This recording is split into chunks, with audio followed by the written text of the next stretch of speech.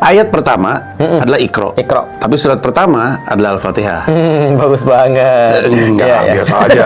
Saya pertanyaannya sebasic, memang pengurutan suratnya tuh gimana ya? Iya. Siapa yang merintahkan? Apakah pelogikaan sendiri dari Rasulullah? Iya. Berdasarkan mungkin pentingnya surat atau bobotnya surat Iya. gitu. Gimana tuh penentuan Urutan. urutannya? Percaya nggak, Mas?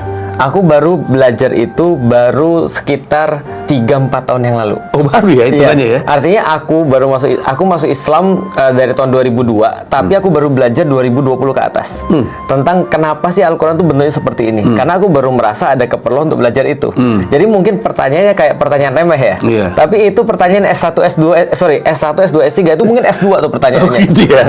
Tapi Gitu kayaknya ya? remeh kan? Kayak remeh ya? Aku juga nggak pernah tahu sebelum aku bahas itu. Ternyata gini, Al-Quran itu turun yang pertama adalah surat Iqra tadi.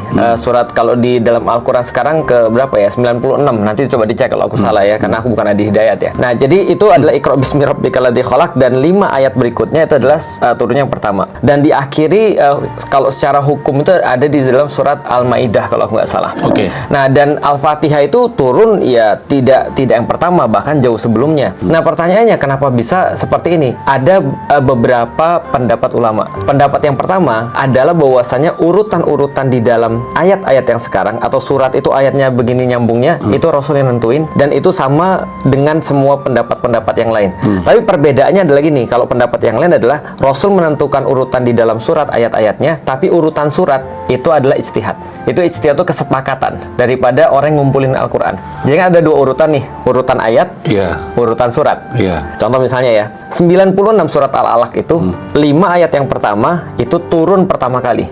6 sampai sekian itu turun belakangan, Mas. Wow. Nah, itu baru dalam satu surat tuh. Nah, itu siapa yang nentuin? Rasul bilang pada para sahabat, yang ini masukin di bawah yang ini, yang ini setelah yang ini, taruh ini habis yang ini. Nah, itu jadi yang ngurutin semuanya itu adalah Rasulullah. Dan Rasulullah dapat urutan itu tentu dari malaikat Jibril. I see. Nah, berarti secara kronologikal itu tidak secara seperti yang sekarang Quran yang kita lihat. Nah, seluruh ulama sepakat bahwa yang nentuin per ayat itu Rasulullah, berarti itu adalah wahyu. Tapi per surat 1 Al-Fatihah, surat 2 Al-Baqarah ada yang mengatakan bahwasanya ini adalah istihadnya para sahabat atau kesepakatannya para sahabat. Tapi ada yang mengatakan juga nggak mungkin lah dari sahabat ini, pasti juga dari Rasulullah.